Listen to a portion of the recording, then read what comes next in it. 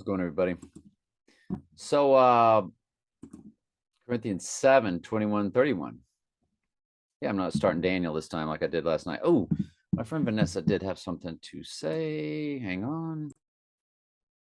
All right, cool. She liked the Trinity. I wanted feedback on that Trinity that she wanted me to do for her. She said she needs to listen to it again. And things like that, I always would suggest listen to it 2, 3, 4 times. Different things drive, the Lord does it all, but the Lord had me, for instance, when the Lord showed me one-on-one, gave it to me, free gift, election and predestination, knowing that everything's a calling, that there's no free will. I understood that it was a calling, that God does it. That's what it was. And I went searching for somebody that teaches it. And I don't know if I was searching election or predestination or what I searched. And I found this guy, Jim Brown at Grace and Truth Ministries, who teaches election and predestination to a T. He's 10,000%, along with not a water baptism, but a spiritual baptism and pagan holidays, just great with it.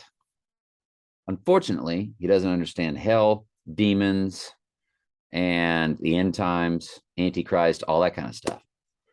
Just so be very careful if you were to go to him and listen to him. But boy, you want to get on.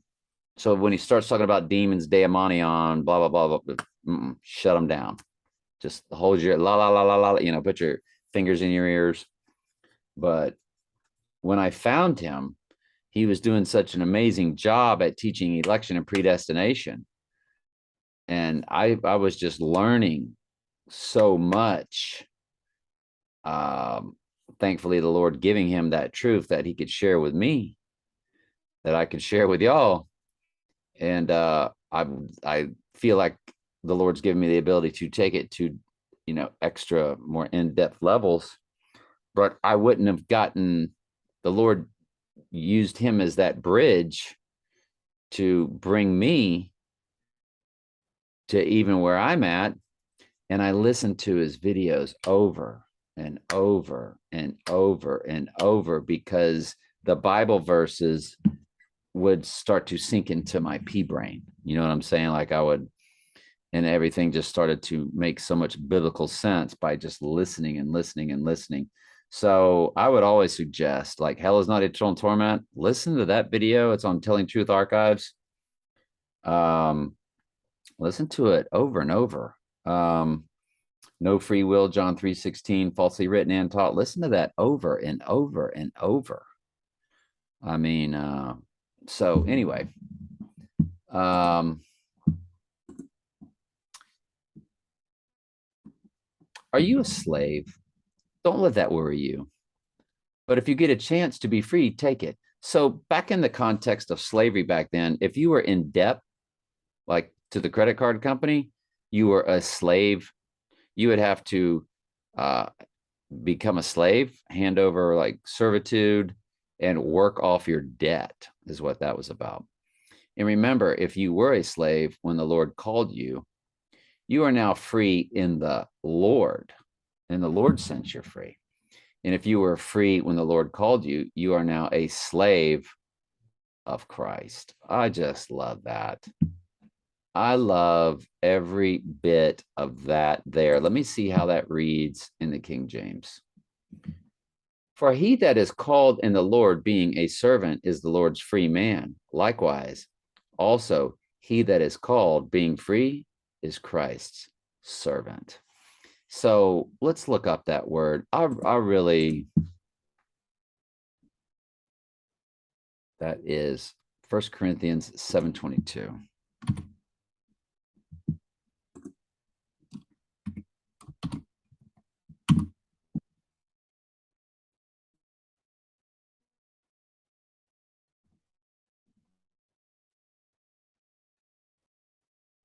Being a servant is the Lord's free man. Likewise, he that is called, being free, is Christ's servant. A slave, a bondman. There it is. Slave.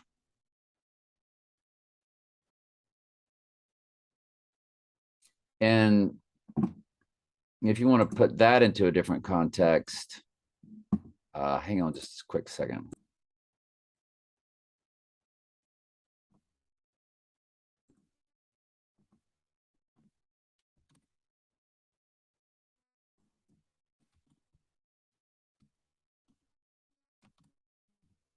Luke 14:26.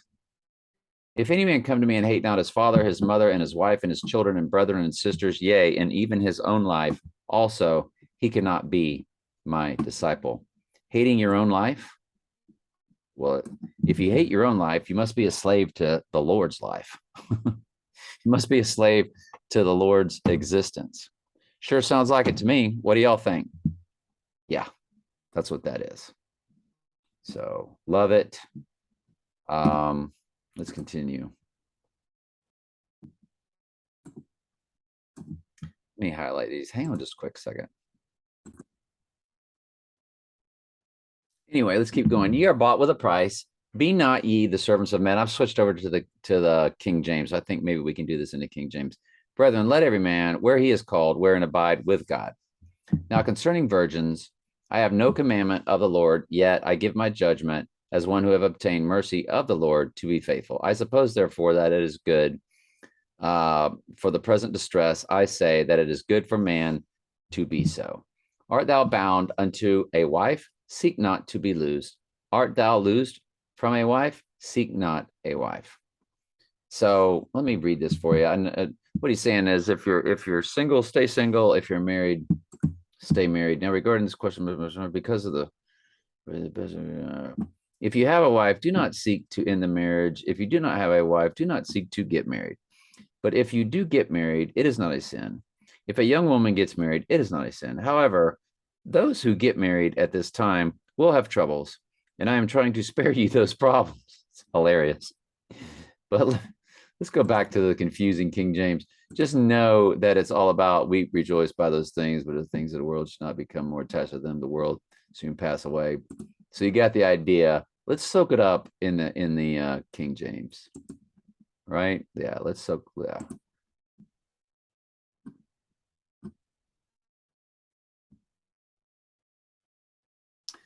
But I say this, brethren, the time is short. It remaineth that both they that have wives be as though they had none, and they that weep as though they wept not, and they that rejoice as though they rejoice not, and they that buy as though they possess not, and they that use this world as not abusing it, for the fashion of this world passeth away. Very complicated stuff. The time that remains is short. From now on, those with wives should not focus only on their marriage.